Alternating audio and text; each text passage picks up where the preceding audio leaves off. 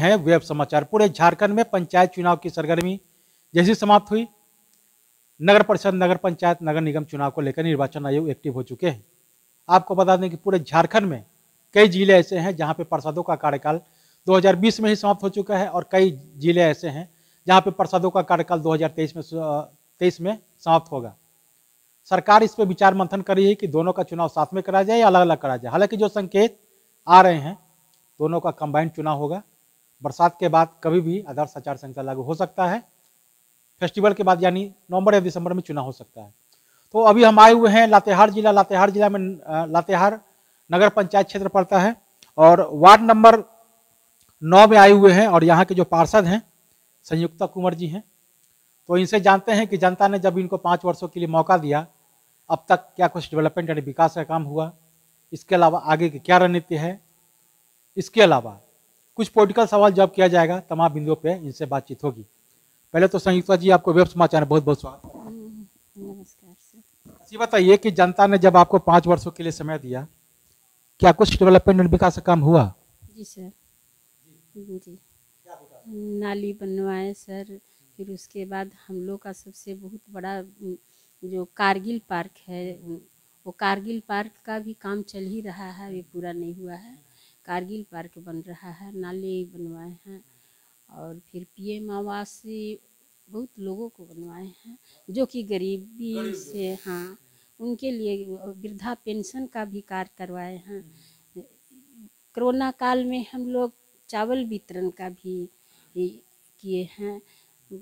जब ठंडा के दिन आता है तो हम लोग गरीब लोग को कम्बल दे के उन लोग को पर देते हैं, कम्बल बांटते हैं सर। ज़रूरतमंदों लोग को देते हैं।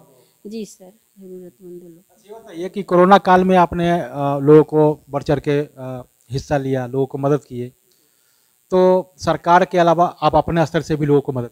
जितना हमको बना सर उतना हम अपने स्तर से किए और उतना कोरोना काल में कोई जिस समय घूमने के लिए तैयार नहीं था उस समय हम लोग रोड पर नज़र आते थे सर, रोड पर नज़र आते थे। जनता के प्रतिनिधि हैं तो आपको तो जाना ही पड़ेगा। हाँ जी सर, जनता के प्रतिनिधि है और जनता हमारी है, हम जनता के हैं। जब भी जनता हमको पुकारती है उस समय हम जनता का जब भी आवाज़ होता है 24 घंटा जब भी आवाज़ दिया वहाँ पे आप लोग उपस्थित? जी, वहाँ पर जो भी समस्या है उसका समाधान, जो भी उसका समस्या है, जिस तरह से समस्या है अपने से सोचते हैं कि इनका समस्या ज़्यादा से ज़्यादा समाधान हो जाए और इसीलिए हम यहाँ आए हुए हैं चुन के। और आगे भी आशा करते हैं कि भाई यही आशा रखते हुए जनता को हम लोग जितना भी बने उतना जनता का काम करें। जी बताइए कि जनता ने जब आपको 5 वर्षों के लिए मौका दिया तो इन 5 वर्षों में सबसे महत्वपूर्ण और ऐतिहासिक काम कौन सा हुआ जो आपको लगा होगा कि ये समस्या पूर्व में नहीं हुआ था, समस्या का समाधान नहीं हुआ था और जनता ने आपको मौका दिया और आपने वो कर दिखाया? कोई ऐसा काम? जी सर, वृद्धा पेंशन तो करीब करीब हर ज़रूरतमंदों लोग को दे दिए। राशन कार्ड कुछ जितना ज़रूरतमंदों लोग है वो लोग का बनवाए। पीएम आवास जो भी था वो लोग को बनवाए। और कोरोना काल में जितना चावल लिए जो था उसको हम लोग वितरण किए। ज़रूरतमंद लोग को कंबल वितरण किए। और अभी भी कोई मेरे पास यदि आ जाता है वैसा ज़रूरतमंद लोग तो हम लोग वार्ड से भी नहीं सोचते हैं कि वार्ड से है या नहीं है, उसको ज़रूरत है तो हम अपने स्तर से मदद करते हैं सर। और जब हमको पुकारता है तब हम खड़ा रहते हैं। बताइए कि इस वार्ड को मॉडर्न ऐतिहासिक आदर्श बनाने के साथ साथ स्मार्ट वार्ड के रूप में कैसे डेवलप करेंगे? क्या आपका रोड मैप होगा? अब तो रोड नाली है, सफाई सबसे ज़्यादा तो है मेरा स्वच्छ भारत, जो कि हमारा सफाई रहना चाहिए। अभी भी कहीं वैसा नहीं, अब कहीं कहीं तो कुछ नहीं रहबे करेगा, हाँ कहीं कहीं, लेकिन हम अपने स्तर से हर सफाई जहाँ जहाँ हमको नज़र आता है वहाँ वहाँ से हम जितना भी कचरा है, जितना भी पॉलीथीन है, सबको हम लोग उसको उठवाते हैं, सब साफ सफाई करवाते हैं कि मेरा जो देश है सबसे अच्छा स्वच्छ रहे तो ज़्यादा अच्छा है। इसीलिए स्वच्छ तो ज़्यादा। मतलब ये हुआ कि जनता अगर दोबारा से आपको मौका देता है तो इस वार्ड को मॉडर्न ऐतिहासिक आदर्श बनाने के साथ साथ क्लीन वार्ड और ग्रीन वार्ड के रूप में डेवलप करेंगे। स्वच्छ भारत, स्वच्छ पंचायत। पंचायत स्वच्छ पंचायत करेंगे, कचरा से मुक्त करवाएंगे और पूरा ये जितना भी है सब पेड़, हाँ वृक्ष ये का भी लगवाएंगे। अच्छा ये बताइए कि ये तो आपने आगे की रणनीति है बता दिया, जो आपने डेवलपमेंट किया वो आपने बताया। अब ये बताइए कि कोरोना काल का प्रकोप अभी समाप्त भी नहीं हुआ है और राज्य सरकार ने होल्डिंग टैक्स बढ़ा दिया, क्या ये सही है या विचार करना चाहिए? सर ये तो सही नहीं है, होल्डिंग टैक्स वाला तो सही नहीं है सर। नहीं, वो बढ़ाया हुआ है ना, वो सही नहीं है, वो नहीं। हाँ, सरकार को इस पर विचार करना चाहिए। या हमारे यहाँ का बच्चे लोग हैं तो बच्चों लोग को देखिए कि पढ़ने लिखने वाले बच्चे लोग हैं, वो लोग को स्थानीय बन नहीं पाता है, जाति बन नहीं पाता है, उसके चलते बच्चा लोग को बहुत कठिनाई होता है, बहुत समस्या हो रहा है। हाँ, और हमारा तो विचार है कि हम तो अनुरोध करेंगे कि लातेहार जिला में एक बीएड कॉलेज यहाँ यदि हो जाता तो ज़्यादा बढ़ी अच्छा है सर। इसलिए कि मेरे यहाँ के बच्चे लोग पढ़ने के लिए दूर दूर जाते हैं, जो गरीब बच्चा लोग है वो लोग वहाँ तक पहुँच नहीं पाता है सर। और कुछ लोग का ऐसा सहयोग मिले ताकि हमारे बच्चे जो हैं सो आगे बढ़े। जी सर। तो आपने सुना कि जिस तरह से इनका कहना है कि अगर जनता का प्यार स्नेह मिलता है तो हमारी इच्छा है कि इस पूरे वार्ड में या इस पूरे नगर पंचायत में एक बीएड कॉलेज का व्यवस्था हो, कॉलेज का व्यवस्था हो सर, ताकि यहाँ पे जो गरीब गुरबे हैं, लाचार हैं, जिनको दूर दराज जाना पड़ता है, पैसे के अभाव में नहीं हो पाता है, तो अगर बीएड का कॉलेज का व्यवस्था हो जाएगा तो यहाँ पे शिक्षा ग्रहण, लोग शिक्षा के माध्यम में कम से ऊंचा रहेंगे सर। और वही जातीय स्थानीय है, बन नहीं पाता है सर। हम लोग बहुत प्रयास करते हैं कि जातीय स्थानीय हर बच्चा लोग को बने, वो लोग नहीं बन पाता है, फिर स्कूल में एडमिशन नहीं होता है, बहुत तरह का कठिनाई जो होता है। लेकिन वो लोग को हम लोग जहाँ तक बनता है वहाँ तक मदद करते हैं, अपने आप से मदद करते हैं कि वो लोग का कम से कम पढ़ाई में बाधा नहीं हो।